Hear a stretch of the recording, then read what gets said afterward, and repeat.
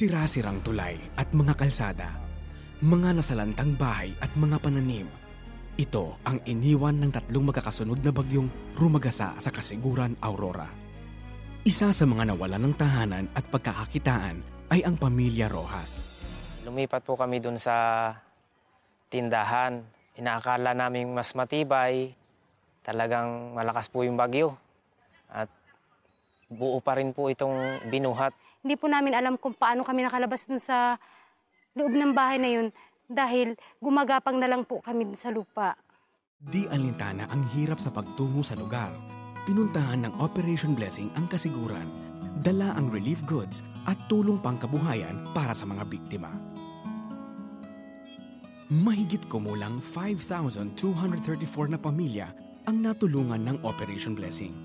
31,404 na mga individual ito at 2,856 dito ang nakakilala sa Panginoon bilang tagapagligtas. Pagkalipas ng isang taon ay binalikan namin ang Kasiguran upang kamustahin ang mga sinalanta ng bagyo. Ang pamilya Rojas ay kabilang sa mga tinulungan ng Operation Blessing. Pinagkalooban sila ng maliit na kapital upang makapagtayo ng isang tindahan.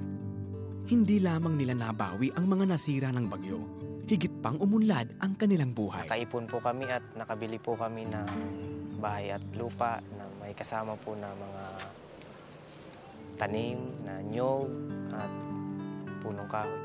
Bukod sa biyayang iyon, napagkalooban ng isa pang supling ang mag-asawa. Yung pa lang po ay isa pa lang po ang anak namin noon hanggang sa nakapag-anak pa po kami ng isa. So sa tingin mo, kaya kayo nakapag-anak pa ng isa dahil maganda yung buhay? Opo. Si Fernando ay isa pa sa mga libu-libong tinulungan ng Operation Blessing. Ang tanging ikinabubuhay ay ang konting kita sa pangingisda. Nang dumating ang bagyong Queenie, pati konting pagkakakitaan ay nawala. Sa bangka kong uli na makita ko, talaga halos katig na lang. Wala na yung buo. Warat-warat na.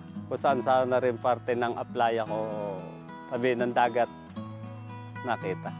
Yung ine-expect namin na one of these days ay kailangan na mapakikinabangan na namin tapos biglang-biglang halos ay oras lang biglang nawala na lahat.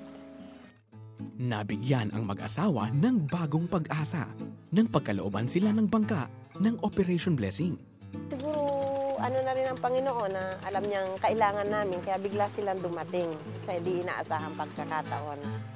Ang pagpapalang hatid ng Operation Blessing sa pamamagitan ng isang bangka ay lumago. Paggawa ko ng bangka, panibago, nakabili ng motor, saka meron pa akong nagpagawa ng maliit na bangka para sa sagwana. 2 taong nagpabalik-balik ang Operation Blessing sa Kasiguran, Aurora upang tulungang makabangon ang mga biktima. Ang mga agam-agam, kalungkutan at pag-aalala ng mga biktima ay napalitan ng ngiti at iba yung pagtitiwala sa Panginoon. Sasalamatan po namin ay ang Operation Blessing at higit po sa lahat ang Panginoon. Masaya kami. Mabuti na lang dumating sila.